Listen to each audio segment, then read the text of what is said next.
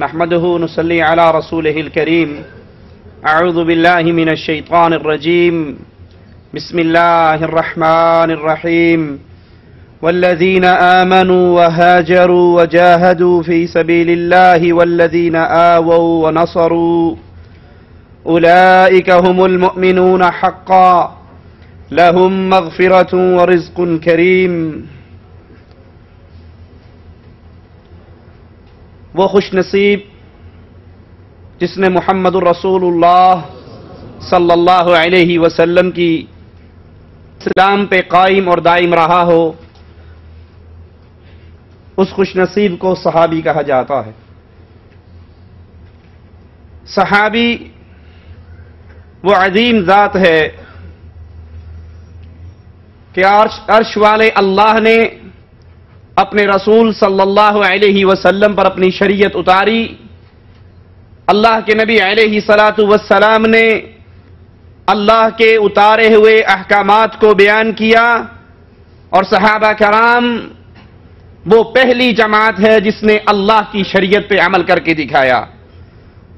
اللہ تعالی نے محمد الرسول اللہ صلی اللہ علیہ وسلم کو تمام انبیاء اور رسولوں کا سردار بنایا. اسلام کو سابقہ تمام ادیان سے بہتر اکمل دین بنا کر ہمیں عطا کیا، اور تمام عالم اقوام میں سے، پوری کائنات میں سے سب سے بہترین لوگوں کو اللہ نے اپنے رسول کے ساتھیوں کے طور پہ چنا.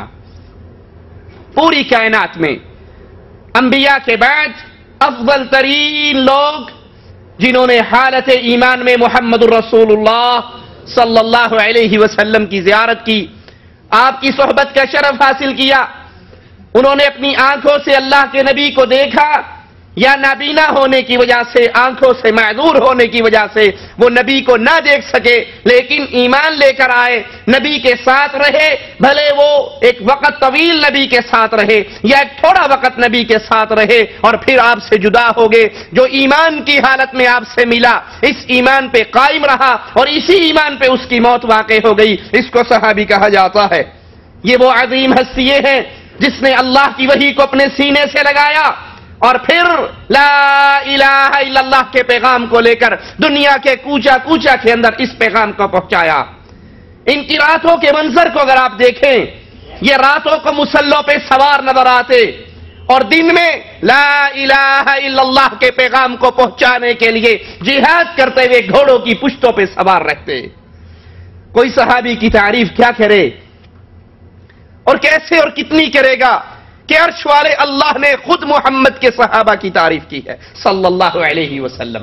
مالک فرماتا ہے والذین آمنوا وہاجروا، وہ لوگ جو ایمان لے کر آئے اور حالت ایمان میں پھر اللہ کے لیے ہجرت کی، وجاہدوا فی سبیل اللہ، اور اللہ کے راستے میں جہاد کیا، والذین آووا ونصروا، یہ وہ لوگ ہیں جنہوں نے مدد کی، مسلمانوں کی مدد کی.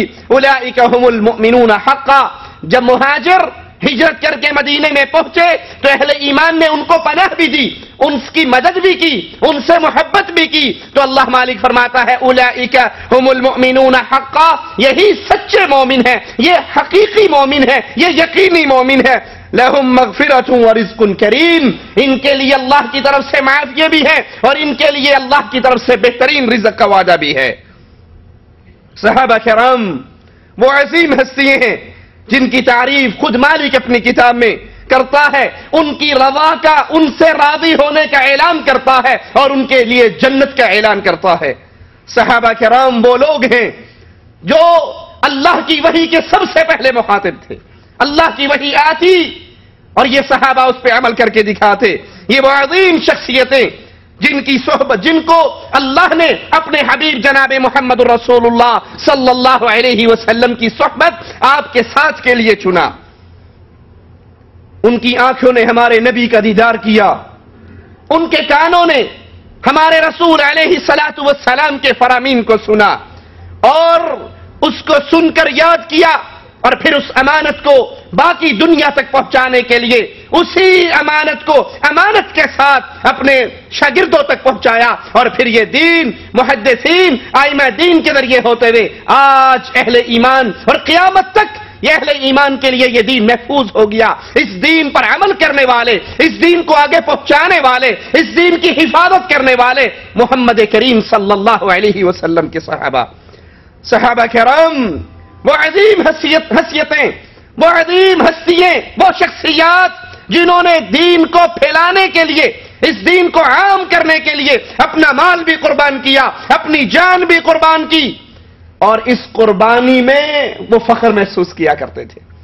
محمد کریم صلی اللہ علیہ وسلم نے اپنے ایک ساتھی کو بھیجا تھا کفار تک لا الہ الا اللہ کا پیغام دینے کے لیے، اور اس نے ان کافروں کی بستی میں کھڑے ہو کر کہا تھا قولوا لا الہ الا اللہ۔ ایک کافر نے ان کے پیچھے سے آ کر نیزہ مارا جو ان کی چھاتی کو چیر گیا، ادھر اس کی چھاتی سے نیزہ نکلا اور ادھر اس کی زبان سے جملہ نکلا فزت برب الکعبہ، کائنات والو کعبے کے رب کی قسم میں کامیاب ہو گیا۔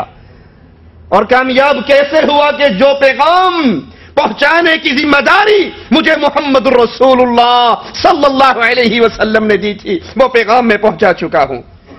صحابہ کرام اللہ کو اتنے پیارے، اللہ کے اتنے مقرب بندے کہ ان کا ایمان رہتی دنیا تک، یاد کر لیجئے میرے اس جملے کو، صحابہ کا ایمان قیامت کی دیواروں تک ایمان کا دعویٰ کرنے والے کے لیے نمونہ اور آئیڈیل ہے۔ اگر کوئی ایمان لے کر آئے ویسے جیسے محمد کے ساتھ ہی لے کر آئے صلی اللہ علیہ وسلم تو اس کا ایمان اللہ کے دربار میں قبول ہوگا، اور اگر وہ ویسا ایمان نہیں لاتا جیسے نبی کے صحابہ ایمان لے کر آئے تھے، وہ بھلے اپنے آپ کو مومن کہلاتا رہے، اس کا ایمان اللہ کے دربار میں قبول نہیں ہو سکتا۔ اس کی خبر مالک ہمیں اپنی کتاب میں دیتا ہے فَإِنْ آمَنُوا بِمِثْلِ مَا آمَنْتُمْ بِهِ فَقَدْ اهْتَدَوْا۔ اگر یہ لوگ ویسے ایمان لے کر آئیں اے میرے محمد کے ساتھیوں جیسے تم ایمان لے کر آئے ہو، اگر یہ ویسے مومن بنے، اپنے اللہ اور اس کے رسول کی باتوں کو ویسے مانے جیسے تم نے مانا ہے، پھر یہ ہدایت یافتہ ہیں۔ اور سنو وَإِن تَوَلَّوْا فَإِنَّمَا هُمْ فِي شِقَاقٍ، اور اگر یہ ویسے ایمان نہیں لاتے، اس طلب پر لوٹ جاتے ہیں، تو پھر یاد کر لیجئے یہ اے نبی آپ کی مخالفت پہ ڈٹے ہوئے ہیں۔ ان کا ایمان اللہ کے دربار میں تب قبول ہوگا جب یہ محمد الرسول اللہ صلی اللہ علیہ وسلم کے صحابہ کے ایمان کی طرح ایمان لائیں۔ صحابہ کرام اللہ کے نبی کریم صلی اللہ علیہ وسلم کے ساتھی یہ وہ لوگ ہیں جو ان کی راہ پہ چلے گا وہ اللہ کی جنتوں میں جائے گا، اور جو محمد کے صحابہ کی راہ کو چھوڑ دے اللہ اس کے لیے جہنم کے عذاب کی وعید سناتا ہے۔ وَمَن يُشَاقِقِ الرَّسُولَ مِن بَعْدِ مَا تَبَيَّنَ لَهُ الْهُدَى وَيَتَّبِعْ غَيْرَ سَبِيلِ الْمُؤْمِنِينَ نُوَلِّهِ مَا تَوَلَّى وَنُصْلِهِ جَهَنَّمَ وَسَاءَتْ مَصِيرًا۔ جو شخص سیدھا راستہ معلوم ہونے کے باوجود، جو انسان حق کو پانے کے باوجود، حق واضح ہو جانے کے باوجود پیغمبر کی مخالفت کرے اور مومنوں کے راستے سے الگ راستہ اپنائے، جدھر وہ جاتا ہے پھر ہم اس کو ادھر ہی چلنے دیتے ہیں، اور قیامت کے دن اس کو جہنم میں داخل کریں گے، اور جہنم بہت بری جگہ ہے۔ اس وقت مومن کون تھے؟ جو نبی کریم پر ایمان لے کر آئے، نبی کے صحابہ۔ مالک کہتا ہے جو حق واضح ہو جانے کے بعد نبی کی مخالفت کرے اور اہل ایمان کے راستے کی مخالفت کرے، اور یہاں اہل ایمان سے مراد محمد کے صحابہ ہیں صلی اللہ علیہ وسلم۔ آئیے ان صحابہ کے فضائل اللہ کی کتاب سے سنتے ہیں۔ والسابقون الاولون من المہاجرین والانصار والذین اتبعوهم باحسان، یہ اہل ایمان والسابقون الاولون من المہاجرین والانصار، مہاجر اور انصاروں میں سے وہ اولین لوگ، وہ پہلا گروہ جو ہجرت کرنے اور ایمان لانے میں دوسروں پر سبقت لے گئے، اور پھر وہ لوگ جن کی طرف یہ ہجرت کر کے گئے جنہوں نے اخلاص کے ساتھ ان مہاجرین کو اپنے سینے سے لگایا اور ان کے راستے پہ چلے. رضی اللہ عنہم ورضوا عنہ، اللہ ان سے راضی، یہ اللہ سے راضی، اللہ مہاجرین سے راضی، اللہ انصار سے راضی. اور والذین اتبعوہم، جو ان کے راستے پہ چلے اخلاص کے ساتھ، نیکی کی نیت کے ساتھ ان صحابہ کے راستے پہ چلے. رضی اللہ عنہم ورضوا عنہ، اللہ ان سے راضی ہے اور یہ اپنے اللہ سے راضی ہے. وَأَعَدَّ لَهُمْ جَنَّاتٍ تَجْرِي تَحْتَهَا الْأَنْهَارُ، پھر اللہ نے ان کے لیے ایسی جنتیں، ایسے باغات تیار کر رکھے ہیں جن کے نیچے نہریں بہتی ہیں. خالدین فیہا، یہ ہمیشہ ہمیشہ اس جنتوں کے اندر رہیں گے. خالدین فیہا ابدا، ذلک الفوز العظیم، یہ عظیم کامیابی ہے، یہ بہترین کامیابی ہے. یہ کامیابی کن کے لیے؟ انصاریوں کے لیے، مہاجرین کے لیے، اور یہ نبی کے صحابہ اور پھر جو صحابہ کے راستے پہ چلے اس کے لیے کامیابی ہے. یہ اللہ ان سے راضی ہے، یہ اللہ سے راضی ہے. ان کے لیے جنتیں ہیں جن کے نیچے ایسے باغات ہیں جن کے نیچے نہریں بہتی ہیں، اور یہ ہمیشہ کی زندگی اسی جنت میں گزاریں گے، وہ زندگی جس میں کبھی موت نہیں آنے والی. اور یہی کامیابی اصل کامیابی ہے.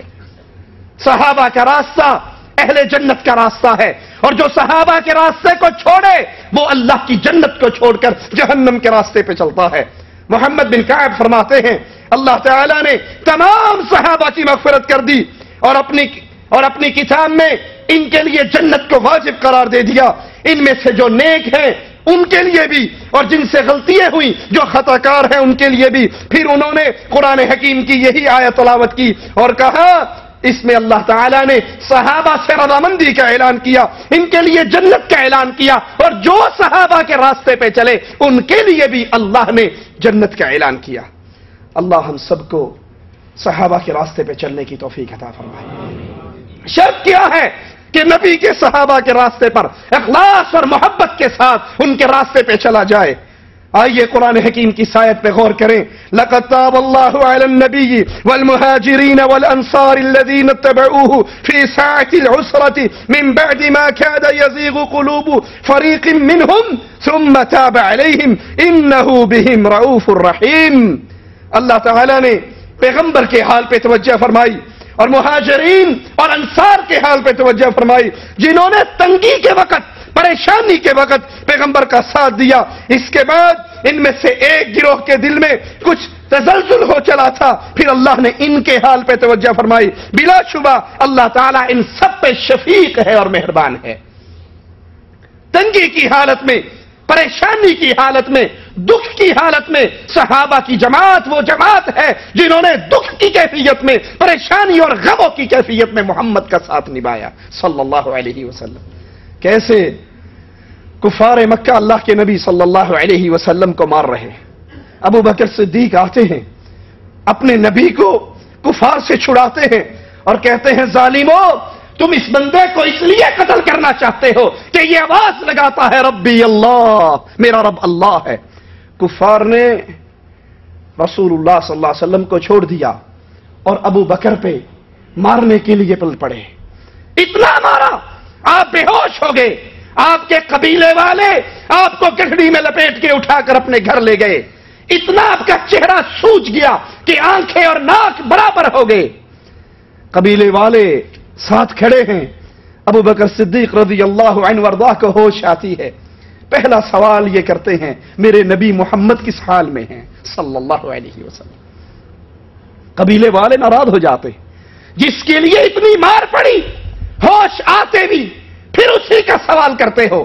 وہ چھوڑ کر چلے جاتے ہیں. ماں پاس ہے، کہتی ہے بیٹا کوئی چیز کھا اور پی لو، یہ دودھ کا ایک گلاس پی لو. کہتی اللہ کی قسم اے ماں، جب تک محمد کے چہرے کو نہیں دیکھوں گا نہ کچھ کھاؤں گا نہ کچھ پیوں گا. اس کیفیت کے اندر بھی انہوں نے اللہ کے نبی صلی اللہ علیہ وسلم کا ساتھ نہیں چھوڑا. ایک صحابی گرفتار ہو جاتے ہیں، کفار سولی پہ چڑھاتے ہیں اور ان سے صرف اتنا مطالبہ کرتے ہیں کہ اگر تم زبان سے یہ کہہ دو کاش اس وقت میں اپنے گھر میں ہوتا اور میری جگہ پہ محمد الرسول اللہ صلی اللہ علیہ وسلم کو سولی پہ چڑھا دیا جاتا، میں بچ جاتا، میری جگہ پہ وہ سولی چڑھ جاتے۔ زبان سے صرف اتنا کہہ دو تمہیں آزاد کر دیا جائے گا۔ کہنے لگے ظالمو، تم یہ چاہتے ہو میری زبان سے یہ جملے نکلے؟ اللہ کی قسم میں تو یہ برداشت نہیں کرتا، میں تو یہ برداشت نہیں کرتا، میری جان جاتی ہے